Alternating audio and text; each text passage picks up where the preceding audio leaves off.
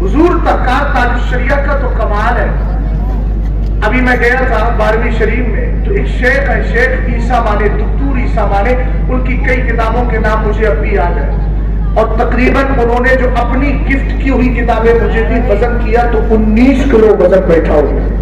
اتنے بڑے عالم سرکار تاج الشریعہ کے دوست. میں گیا اس سال 12ویں شریف میں، اور انشاءاللہ الرحمن ابھی 8 دن کے بعد آج جمعے میں بھی، آج کا جمعہ ہے، آج کے دن بھی انشاءاللہ جمعہ وہی ادا کروں انشاءاللہ الرحمن.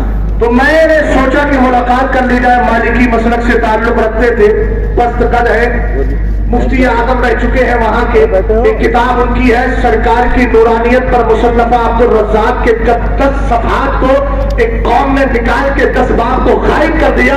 تب اس بندے نے کھڑے ہو کر افغانستان کی لائبریری سے شروع کے 10 صفحات مصنفہ عبدالرزاق کے 10 ابواب منگوا کے اور شائع کیے، اور کتاب کا نام رکھا الجزء المفقود من الجزء الاولی من المصنف.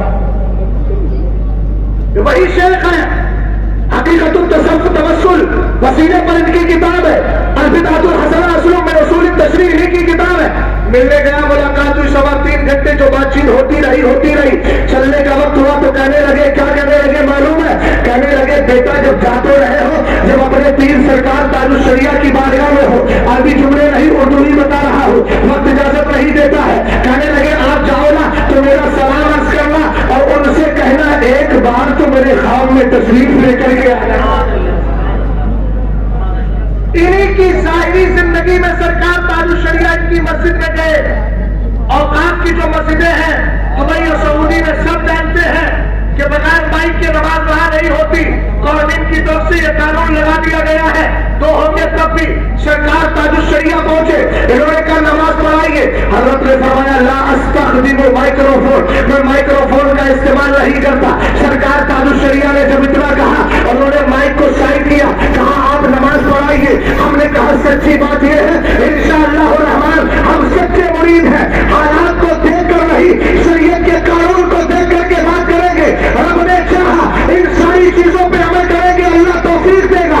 ارادہ رکھیے، اللہ کی توفیق مل جاتی ہے. سرکار تاج الشریعہ نے وہاں جا کر کے اپنا رنگ چھوڑا اور ہمیں ذہن دے دیا بیٹا شریعت کے قانون پہ مضبوطی سے عمل کرتے رہو، انشاءاللہ الرحمن رب چاہے گا تمہارے لیے تعین حاصل ہو جائے گی، مدد مل جائے گی.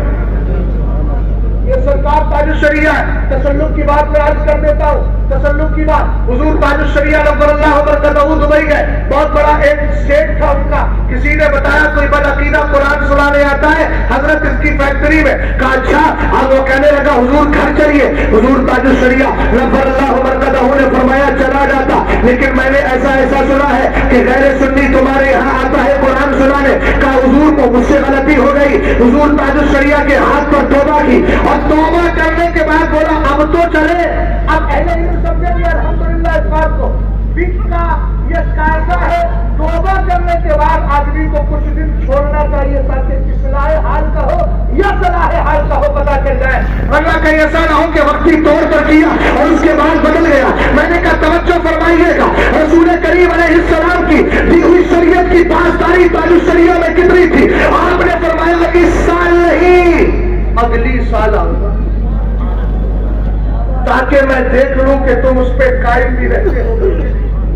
بات سمجھے کہ نہیں سمجھے؟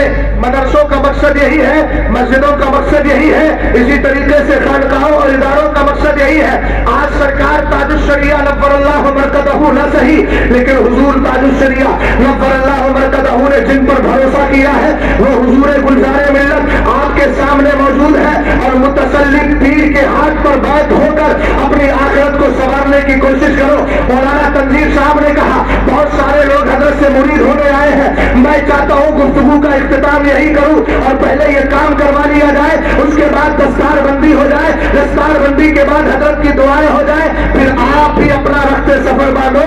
شہزاد بھی محبت بھری بھویری میں چلا جائے جس کو زمانہ کہتا ہے اے بریلی میرا باب جنت.